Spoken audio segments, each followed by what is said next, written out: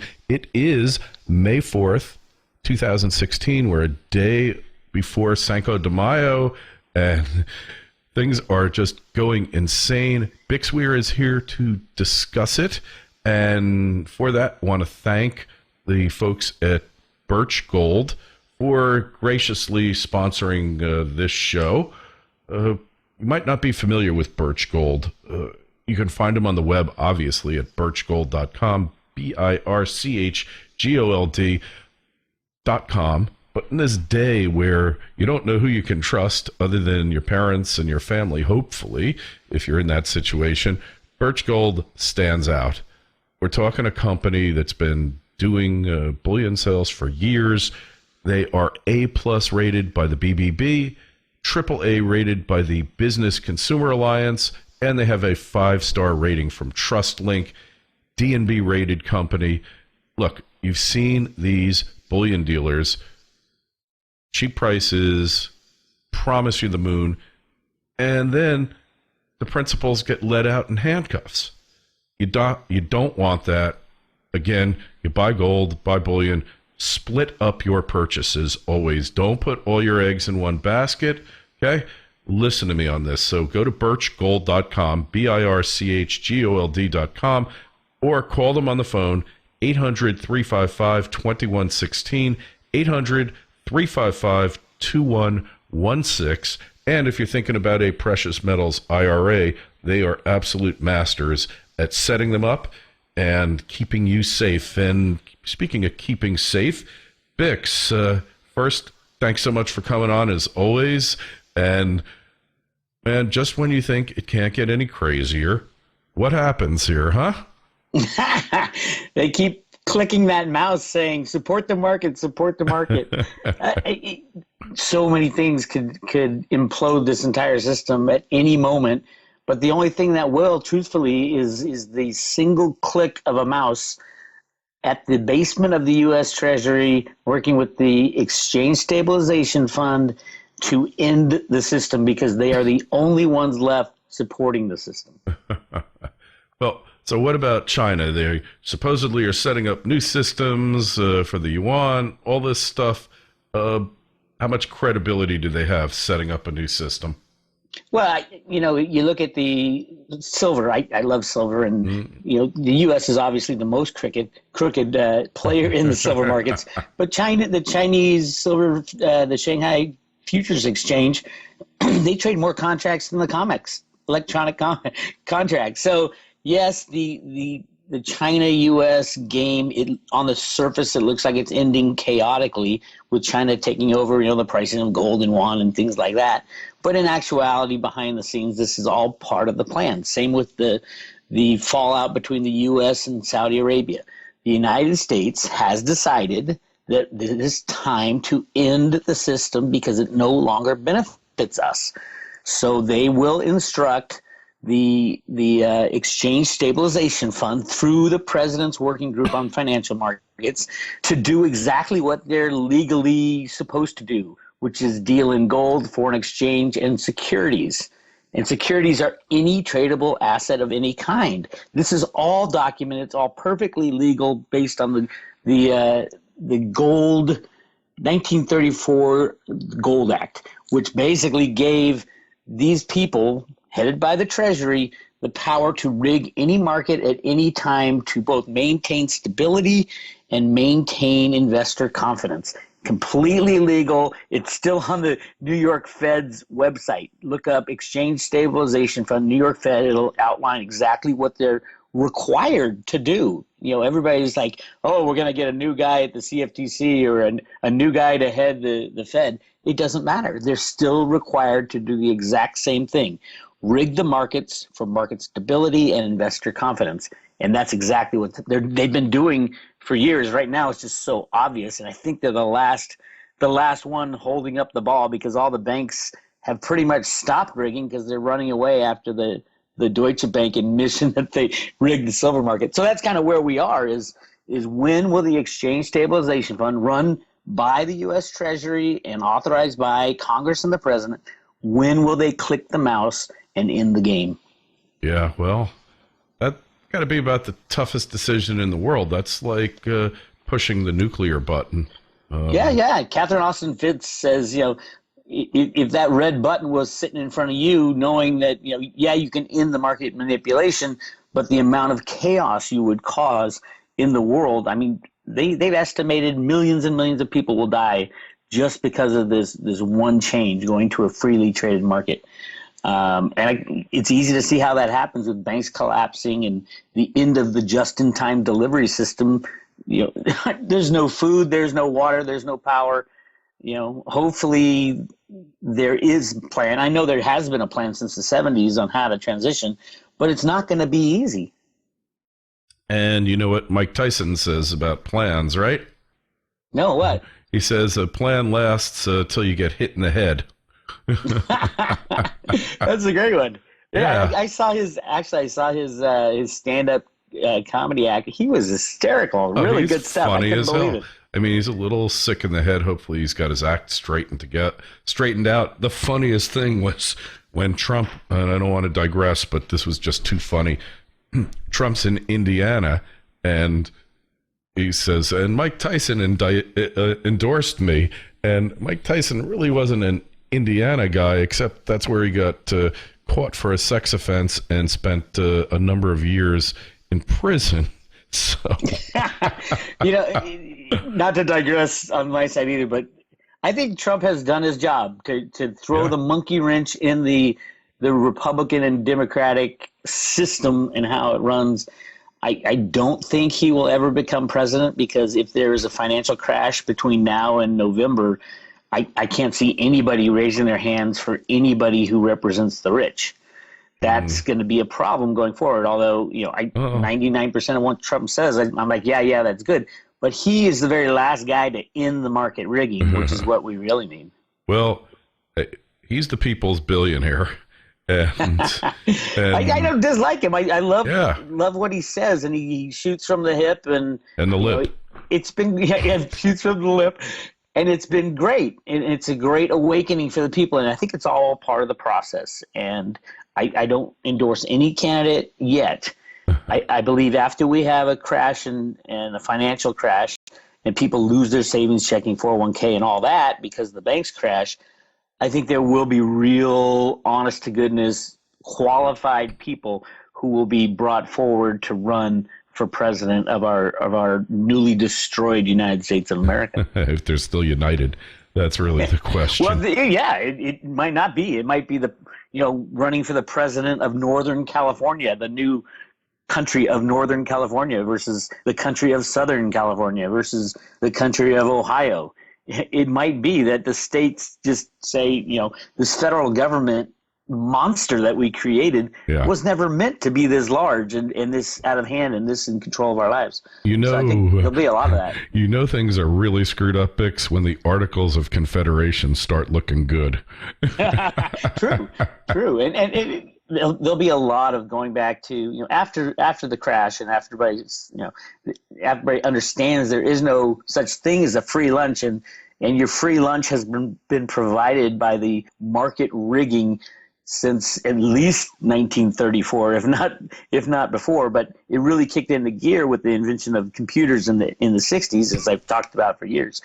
But that's where the free lunch came from.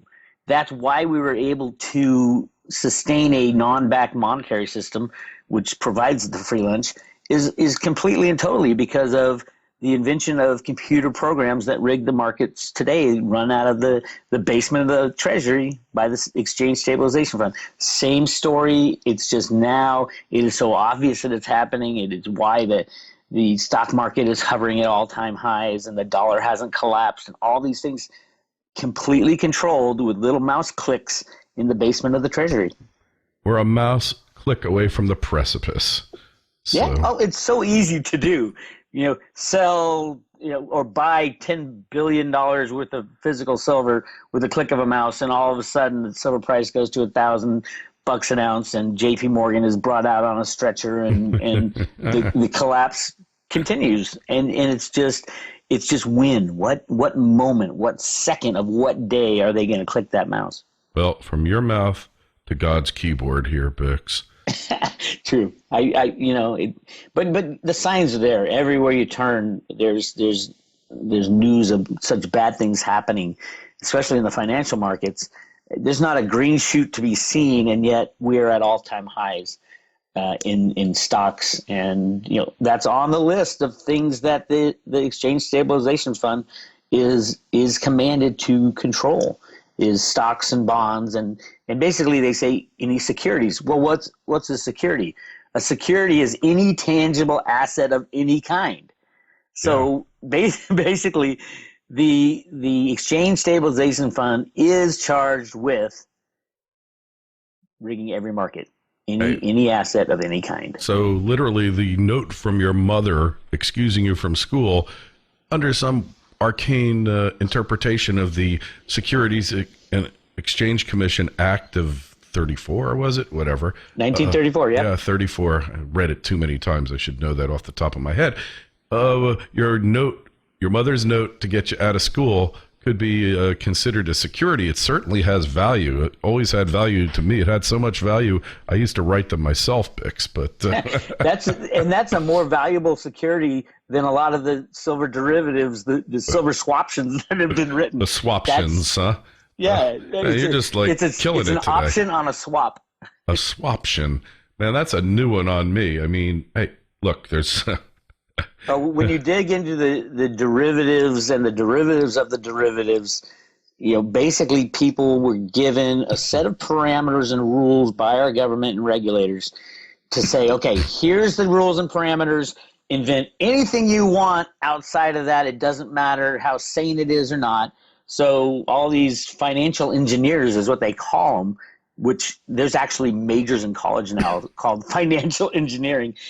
They say, okay, if these are the rules, we can do anything else outside of these. So we can invent crazy derivatives about anything just to skirt the rules. Like the legal system really wasn't designed that way, and being perverted the way it is now. It's not. There's a thing called the spirit of the law and the intent, but I don't want to get into legal analysis of the current situation because it's completely criminal. It's just completely criminal, and just anything that can happen happens, and any justification works fine. And Bix, so books, where are we at now in your series of books, your conversations with the monetary gods? Well, it's very interesting time. I'm working on a project right now that has to do with walking people through the road to Ruta theory. And part of that is I'm giving away my first book for free. Anybody who wants it, it's the top of my website, roadtoruta.com. Click on it. You can download the first book free of charge, and it's a fun read. Second and third books I have discounted because I am right in the middle of writing book 4 with my conversation with God, and it's got some really fun stuff that I had always asked, kind of wondered about and questioned. Part of the stuff about the exchange stabilization funds in there, and all kinds of very interesting topics about the moment they click that mouse, what's going to happen, and kind of where I see things going from there. Hopefully I can get the book done this month, but we'll see. And I'll let you know right away, and I'll come on and get a little song and dance about what came out of my odd, perverted, strange brain. Hey, you're not the only person I've spoken with recently who's had extensive conversations with the creator, so I think it's cool. I give in one of my books, I think it's the second or third book, I give a little explanation of how it's done, because anybody can ask yourself questions, and truthfully, you'll come up with answers if you really want to get an answer to any question. Lock yourself in a quiet room and just ask, and it's strange because your mind will kind of wander towards where you're needing to go, and just continue the conversation because you won't believe the kind of things that come out of your head. All right, so this started, what you're describing, this process, or as our Canadian listeners would say, process.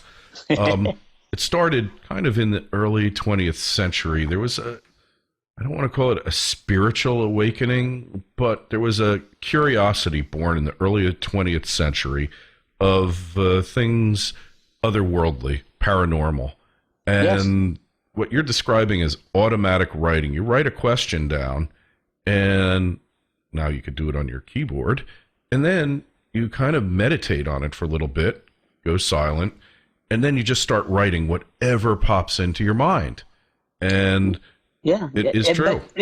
I don't think it started in the mid 20, Well, the 19, early 20th century. 20th. I think it started with you go back to Moses. Oh, yeah. Who did he take his 10 Commandments from? Yeah, don't get me wrong. I'm just talking about the technique of automatic writing as we know it today. It's fascinating when you look. There is all of these I agree. well-known, well-known people who were doing this, different types of things. ESP came into vogue then. It was a fascinating time. And you know what? We're heading back to it again. Actually, 1878 is the time when it first started. It is a spiritual practice, and it is fascinating. I mean, the other thing that I've gotten it is when you got a problem, people say sleep on it. Go to sleep, forget about the problem, and more times than not, you wake up in the morning, the answer is there. So there's a whole lot more to life going on than you ever thought possible, and you just have to tap into the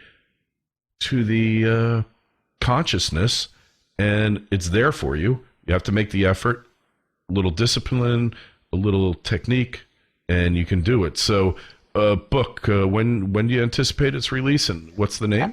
I'm thinking the end of the month, and the name is still kind of up in the air. I got a few in mind. One is A Brave New Road, because the Road to Ruta stuff.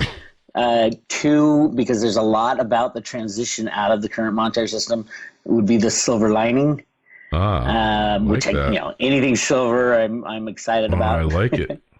But the awakening you're talking about, it's so true that we've had this ability for our entire lives, and science is just kind of finding out right now about the human brain being more like a receptor, because they can never pinpoint where things are stored in the brain, and they're thinking it might be like an antenna to somewhere else. So very interesting. Well, we could talk about this for days. I mean, I don't want to be in the book. Hey, well, I don't want to get too way out there, but it's really not that way out. It just people need to start thinking this way, because we're entering a grand awakening, and even in the monetary system, things will be not what you thought, and it'll be exposed, and it's up to you to digest this stuff and understand it. All right, so you find Bix's work at roadtoruta.com. That's roadtoruota.com.